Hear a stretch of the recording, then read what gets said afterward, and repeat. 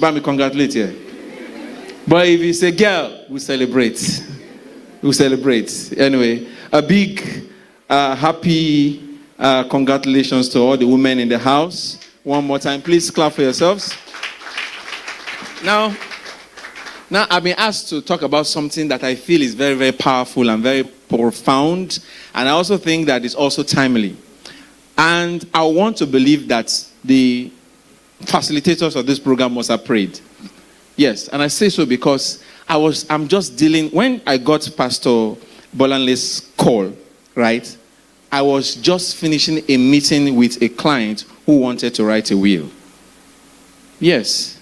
And yesterday, incidentally, when she called me to remind me, her call came after a very popular man on the Highland called me that he wanted us to see on Tuesday, which was a public holiday. Tuesday is a public holiday, right? Yes, and the reason why he wanted us to see was because he's been wanting to see me, but he's been traveling back and forth. He just came back from abroad and he wants to write his will. He wants to write his will, and there are so many things he has forwarded to my WhatsApp, so many documents, so many things. He said we should just sit down together and process these things together and have his will written. He wants to give something very, very substantial to his daughter. He's blessed with 2 children. He wants to give something substantial to his daughter. His son, he wants to give just the property he's staying in. So, women, writing a will is a very, very important, very, very, very important. And I've been practicing law for almost 20 years now, and I know that there are so many issues about inheritance, issues of will, some in courts, you know. We are trying to solve one now in one of our parishes, not in my own parish, an issue that has to do with the man's wife. You know? So the man is late, the woman is alive, she has 3 children. So many issues, so many things I cannot really be able to say here, but I will just begin by talking generally about the topic, and then I'll go into specifics. Is that okay? And then, as much as possible, I'll keep it very short because I would like to have an interactive session with us. Is that okay? Okay, so I just prepared about 10 slides just to summarize my thoughts. So we'll just go about writing a will. So the objective is, 1, to encourage women to be intentional in their planning, right? So you have to be intentional in your planning. Nobody's going to do anything for you. You have to be what? Intentional about your planning. The second objective is to conscientize us on the existential realities. There are so many things that are so, that is common now. So many things going on that is like horror movies, and women are at the center of it. Women are the focal point, or you say that they are the receiving end of some of these poor choices, bad decisions, and some of the consequences that naturally emanate from all of these things. So to conscientize women and say, look, sit up, be ready. The third objective is to educate women on the hows. How do you go about writing a will and all of that? And then, of course, the fourth is to discourage waste. Discourage waste. I'll come to that. I'll try to explain to us how you can avoid waste. Because the truth is that so many assets, properties, estates, and personal belongings are wasted when you do not write a will. I'll tell you, for instance, one of the most... Do you know Yaba here? Yaba? Yes. If you divide Yaba into 2, geographically, half of Yaba is owned by a woman. I know that. I can say that because I know that. She's late. Her children are, if I call one of the names, you know the family. It's a popular family. In fact, one is the Bishop of Lagos, one of the communions. I won't say the name. Yes. I'm privileged because she has children in France, she has children in Canada, she has children in America and all of that. And these children, they are no longer, you can call them great-grandpas. Yes. So a couple of searches, and I have all the files, I have the will. In fact, I have the will in my bag. I just forgot to bring it. I will have shown you some snippets of what she wrote concerning her properties and how it should be distributed. Now, don't get me wrong. You don't need to be as rich as she is or she was while she was alive. But the truth is that That woman was wise. She avoided waste. She avoided waste. She gave her properties, her estates among her children, and several personal effects, to the extent of her caps, her chains, her bracelets, her wristwatch, her clothes, some of those old clothes, what do you call them? Those nicely knitted clothes, all provided for in her eyeglasses. Right, yes, her eyeglasses, her furniture table, her makeup powder table in her living room. Who gets it? She wrote with mathematical precision. She wrote, I've seen a couple of wheels, right? I have been able to even set aside some wheels and have it set aside. So how do you get about this things? I'm saying this because you have to avoid waste. Now, next slide, please. Now, what is a will? This is not a law class, so I'll just put it as simple. A will, say after me, a will is a legal document written by a person called a testator. Call it what? Say it again. Say it again. Again. I'm saying it because I'll come back to it and I'll ask you what it means. A testator means the person that writes the will, right? Person that has written the will. So that contains instructions. That was what? Of his or her wishes to be carried out after his or her death. So what that means is that we say, there is this English we use in qualifying wills. We say a will is ambulatory. Say it again. Ambulatory. That means a will speaks from the grave. Do you get that? A will speaks from the grave. A will speaks from the grave. That is to say, now what happens? No will comes to life until the testator is dead. Do you get that?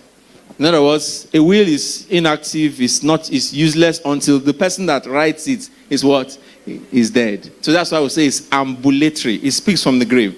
And men, human beings, must respect the wishes of a dying person or of a dead person. Now, there's one of my family, one of my uncles. Some years ago, I was in the office, 2018, November to be precise. Baba was old. So he called me to his hospital. I was in the middle of work. He was admitted at Lasut in Nikeja. Is that what it's called? He was admitted in Nikeja. So I left what I was doing and I went through Third Mainland Bridge because then my office was in the island. So I went to Ikeja. I met him. He was by his hospital side, bed. He sat down, was talking. He gisted me, told me so many things. About his wife, my aunt. He said, I've offended that woman. Oh. Help me beg her. Help me. Woman here. She's, what he was saying in strong Yoruba is that, she has tried. She has put up with my shit. I've done terrible things. I am... And he went into specifics. Was telling me this, telling me that, telling me this. But thank God, he's getting better now. You know, do I know that woman, that man I came, that is sharing the same ward with him in the hospital? What he's saying is that woman, that man that's with him is dead. But thank God. He was just praying and, and all of that. Saying that God will bless all of us that are taking care of him. So he told me some things about all his children. All. He told me about 2 other women that had children for him. He told me about all the properties that he had. All, not one. The ones that has paper, the ones that didn't have paper, everything. The good children, he mentioned their names. The bad children, he mentioned their name. The ugly children, he mentioned their names. Said everything. Me, I was just like, I was allowing him to verbalize because he's been there for a while, and thank God the doctor said they were going to discharge him the next day. So I don't know why he was just telling us all of this. He was just telling me stories. By which time, my aunt, grandma, we call her today, she was already calling me. Why? Because he wanted to bring, he was diabetic. So She wanted to bring fruits for him and all of that. Shola, where are you? I'm with Baba in the hospital. Because of the traffic, they live around that Ako Onjo Egbeda axis. You know that area? Now, why am I saying this? I left the hospital, found my way home. I got home, made the key. Grandma took the stuff that she was going to take to the hospital. When she got to the hospital, she called me. Shola, what is the meaning of this nonsense? Was what I heard on the phone. Grandma, what happened? Maybe I was thinking some nurses used to have misbehaved or doctors didn't do. Baba has died. He died exactly 10 minutes. He died exactly 10 minutes after I left. Now he told me after I left. Now he told me nobody has even said Ekpeleo was not calls Canada, America, London, because Baba has children. Even numbers that I don't know, they all calling me. What did he say? What did he say? Even the one that they say is bad and ugly, they'll call me. What did he say? Baba has still been contested. Till today. In fact, I had to help my aunt, right, who was the first wife, to get 2 properties. I got court orders for that. Women, I'll tell you how to do it. Right? But you just pay me chickeny money. Chickeny money. All right. Now, just because we are Christians, does the Bible say anything about wills? It does. There's so many scriptural content about it, but because of my time, I'll just give you 2. One is, can you share that? In Hebrews 9 verse 16, it says, for where a testament is, there must also be the death of the what? Have you heard that word before? Have we said it in this class this morning? So there must be. So did I tell you about the word ambulatory? What does it mean? The death of the what? Of the testator. So the Bible is a complete book. Please, let's clap. Put our hands for Jesus Christ. Now, so the Bible is complete. Now, in Proverbs 13:22, it says, a good what?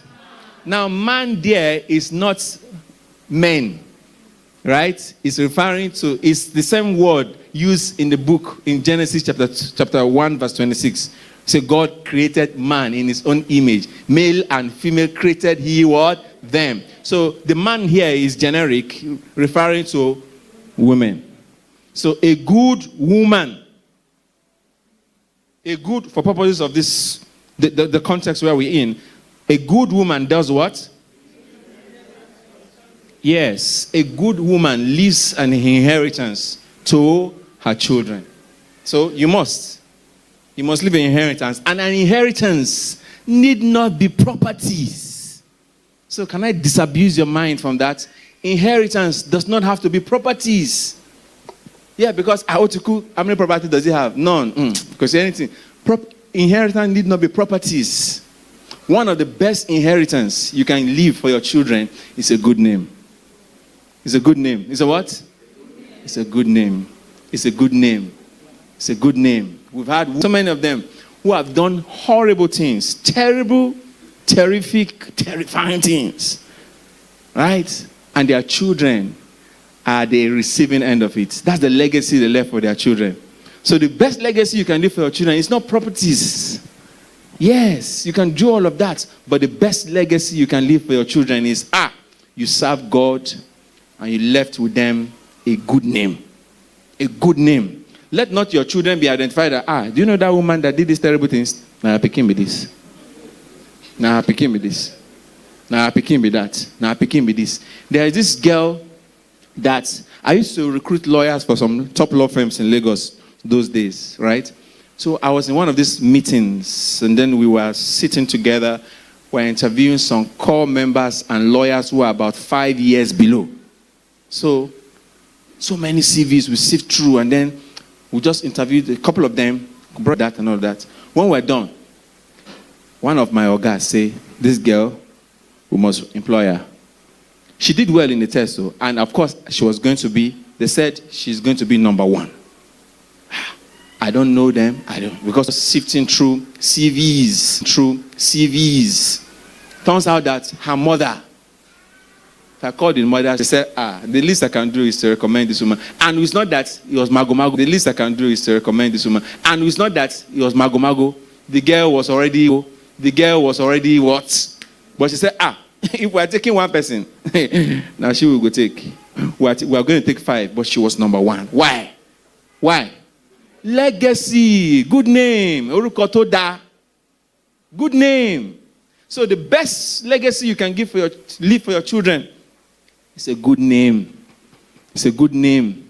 Because cars must be in what? Number 2, the testator must be what? So let me start. The first is that the will must be in writing. Yes, it has to be in writing. There are all kinds of different types of will. But look, give yourself take yourself out of the problem. There are some wills that are not in writing but are enforceable. But there are certain benchmarks that you have to prove. Right? My father, God bless his soul, he just passed on last month. Yes, I'm now an orphan. Can we raise an offering basket so that I can collect offering for orphans? Because I'm an orphan now. Yeah, my father died. Now, but before he died, he was in the army. My father has fought so many wars and all of that. Sometimes a soldier in a battalion by his side, bullets are flying. And he'll just say, look, if I don't survive this, tell my wife I love her. Tell my wife to take care of our children. That this property and that property, to take care of this, do this, right? So those statements are wills. If they don't survive, they are enforceable. So what the man would do, the person that survives, will send it as a signal to the Nigerian. Reading through my father's documentation, I now saw that he wrote beneficial. He wrote so about next of kin that will shock you. Number 2, must be 18 years and above. Now, if you go and meet, some of all these old people, they're having what they call partial amnesia. And then sometimes their wife is late. Right? They don't have one maid staying with them or one relation staying with them. That relation will now force mama to write some things or baba to that there aboki okada. Why? Because the children are fighting. Why? One stranger says mama give it to him. Right? One other property do you know what this road in Ujoelegba? You go to the right and then you go to the left. One big property there's a school on top of that. That property is being occupied, has been occupied by a gate man. He has been. I know these things because I do a lot of properties and I know the property very well. Big property. Who is he? He was gate man. None of the children beneficiary of their mother. His mama that owns it. Some things down. Now they're in court. They just forced them to go to court recently. But that guy has enjoyed himself.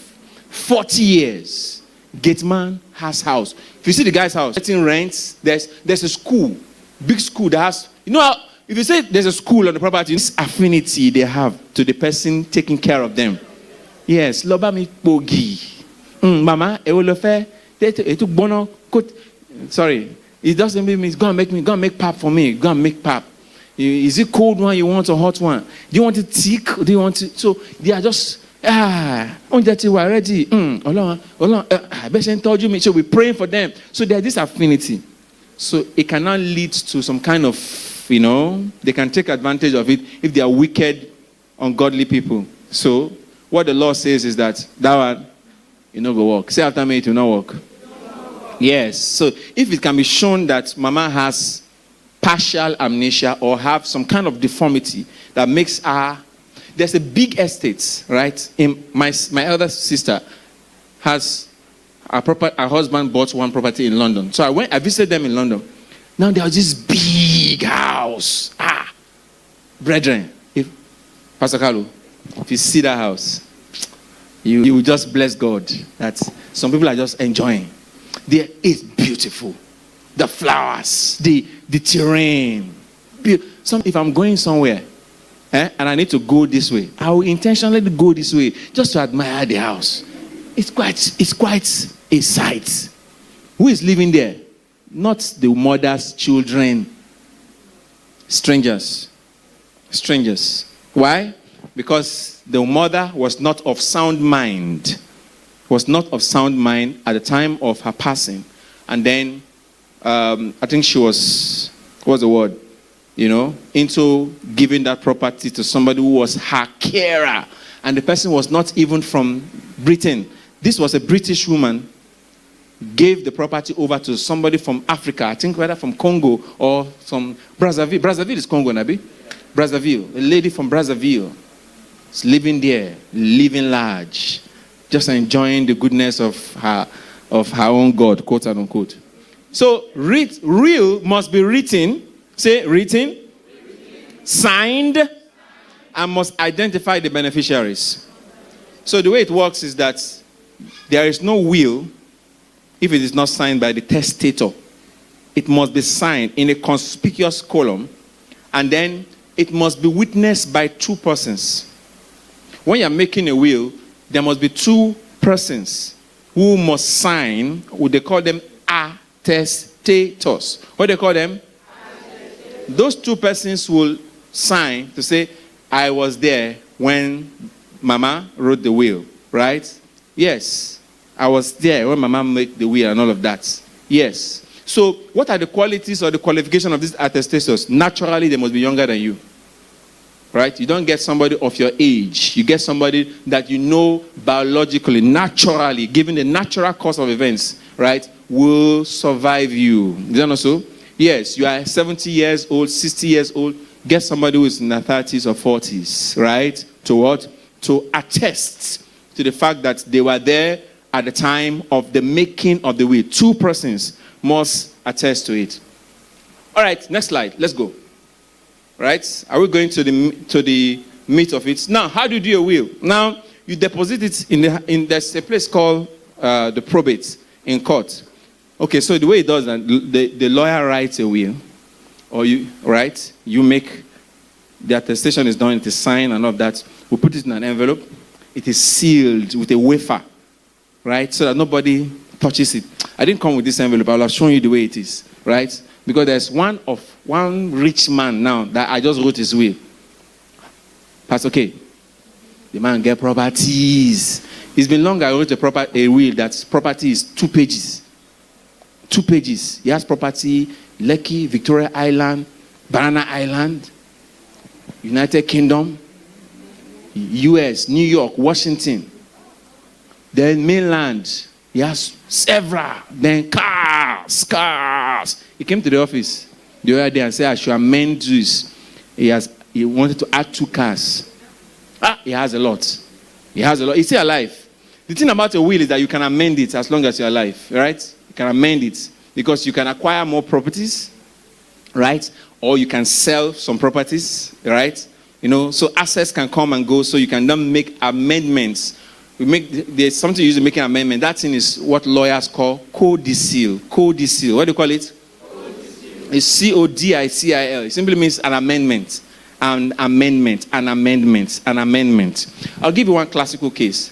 Now, there is this Baba, one of the richest Baba in Surulere. Let's start with this one here. Yes? So let's deal with the one that you know. Richest Baba in Surulere. He used to live in Bode Thomas. And he has 4 wives. Now, he was a Christian. He married 1 wife. Now, for some diabolical reasons, he converted to Islam and married 3 others. I think the easiest way now to become polygamous is to just change religion. So men, hello? Okay? So, if our members stop coming to church, I just have to check on them whether they've gone to go and do something else, So just convert to Islam. So he changed his name. His name was Felix. So he changed his name to Muhammad. And then he had 3 wives. 3 other wives. I know one of them, right? Now, the point I'm trying to make is that Baba wrote a will One of his lawyers, a good lawyer, wrote the will, but Baba made several amendments to it. Because there's this daughter of his that has been in the UK. He said that lady will not take anything from him if she does not step her feet into Nigeria. Right? So that girl wants to go and sell the property from the UK. And our client was interested in buying that property. And when I went through the will, they say it's one will. I said, no, one will. Because look, if you're buying properties too, you have to get a good lawyer, smart lawyer to go and check. So we checked. I brought out all the wills. And I said, the qualification is that she must step in her feet into Nigeria. So I told her, I said, madam, you can't sell. You must sell, if at all. From what? From Nigeria here. She flew down, to do the document. Because when you see the money that she was going to make, say, what am I doing in Nigeria or in UK? She flew down. As she was signing like this, a taxi was waiting for her to take her to the airport. She signed, collected her money, called one aboki from Shita, that changed dollar and transferred money. You know, these abokis, they have this connection. They have somebody in America who's transferred money to her account. She transferred naira into the account. Mr. Biloye, it was nice doing business with you. Off she went to the UK. And that's it. So the point I'm trying to make is that you can make a will. Because people think that if I'm writing will, I won't die with that. Motifeku, Mefeku, and all of that. At the end of the day, Umaku, Bubu Alamaku. One way or the other will go. Yeah. So, and the truth is that when we say rest in peace, not everybody is resting in peace. Yes. And one of the reasons why we say you should write a will is that so that you can rest in peace. And then the living that you left behind can also live in peace. You see the point? So the peace must be both ways. You are resting in peace. Your children are also what? Living in what? In peace. Now, because the truth is that if you look at somebody like Chief Williams now, Chief Rotimi Williams, all right? His children are not living in peace. They were fighting and fighting and fighting. One day I was with one of them, a senior advocate. We sat together at the Court of Appeal in Boshere here. So we just got talking. I look at him. This man you are doing well in life. This other one, you are doing well in life. These children are just fighting. And it has led to generational enmity between all their children. They don't greet each other because of property of their father. Why? Their father did not write a will that is valid. Yes. So, learn your lessons. All right? So, I've said it. You can put your will in the registry or the probates. You can put it in your personal box. You can give it to a trusted friend to keep for you. Yes. Or you can give it to executors. Now, these executors who are named in the will. Now, sometimes you make provision for children who are less. My children, my son now is 7 years old. My daughter is 4 years old. My will say, I cannot give them properties. Do you get that? Yes, because at the age of 6, 7, they are incapable of owning assets. So what I will do is that I will name Pastor Kalu as my executor to take care of, to hold these properties in trust for my children until they become 18. Do you get that? Do you get that? Yes. After all, King Charles I, all right, became king at the age of 6. But he was not the one ruling England. He was ruling through some persons, right? Until he became what? 18. When he was crowned king. So do you get that? So you can give it to executors or you can put it in the bank. There's a property we bought on Bode Thomas just recently, right? The woman was, long story short is that nobody knew where the property title is, the documents, right? Until they found a paper in Baba's safe that shows that Baba deposited his title deeds. That is paper, Iwe Ile. Do I have Yorubas in the house? What do you call it in Igbo? Akukwa something. Akukwa ala. Akukwa ala. It should be shame on me because my mom is Igbo. Yes, I'm half Igbo, half Yoruba. Yeah. So now the Akukwa ala was in First Bank. right? And we had to go through the procedure to get it. When we got the document out, Pastor K, some men and some women, they get sense. Some of them didn't go to school half as many of us went. Some of us here, our problem is that we went to school. That is our only problem. The truth, yes. The truth is that, let me tell you the truth. Some people who didn't go to school, they have common sense. Common sense. Then you have people who are graduates, who have some things. This man kept his, if you see the bag, when they brought the bag from the first bank safe, cheers. It was so big, the woman had to call me to the house. I said, she was just calling me. So I went to airport. There's this estate at opposite airport. What is the estate called? Is it Ajao Estate? Is it Ajao Estate? I went there. I thought it was just a simple greeting. We ended up looking at. I was sneezing because dust. She said,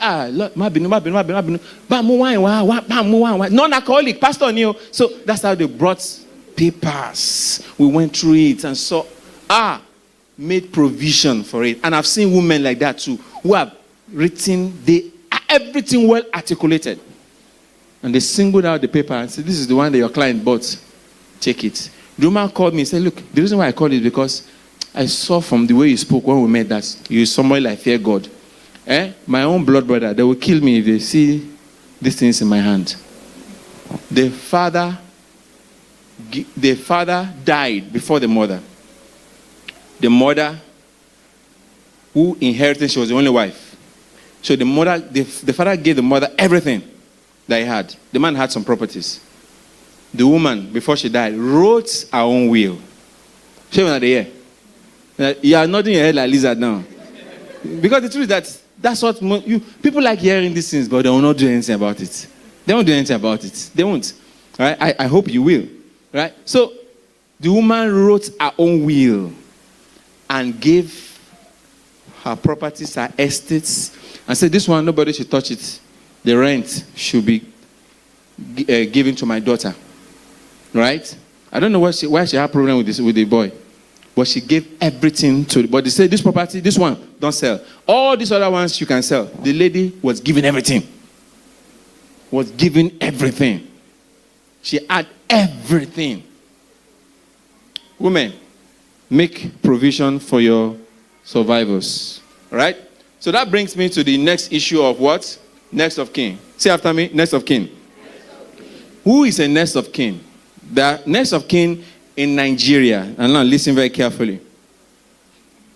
Next of kin in Nigeria is used in 3 senses. How many senses? 3 senses. The first is when you are describing or you are making statements that relates to blood relations. Say after me, blood relations. Again? Blood relations. Blood relations. That's what you say is your next of kin. Now, the second sense in which next of kin is used is when you are trying to describe what we call ICE. In cases of what? Emergencies. Who do you notify? Something has happened to so and so person, right? There is an accident, there's an issue, or so and so has died. Right? Who should we notify? The first person to be notified is or should be the what? Are you with me? Should be who? Next of kin. Now, the third sense in which next of kin is being used is with respect to what we are discussing here. Inheritance. Inheritance. So, being a heir to an inheritance. Now listen and listen very good. Under Nigerian law, say after me, of information. Is for purposes of what? Yes. Let me give you a scenario. 2015. Mrs. Lagbaja has 5 children. As her next of kin. Mrs. Lagbaja died on the 2nd of January 2025 without leaving a will. Who is going to inherit Mrs. Lagbaja's property? Who? Next of kin? Mba. The next of kin will just be told, Mama has died. That is the only, or they will ask from her, from the next of kin, where did Mama say she should be buried? That's it. That is it. So a next of kin, listen, listen.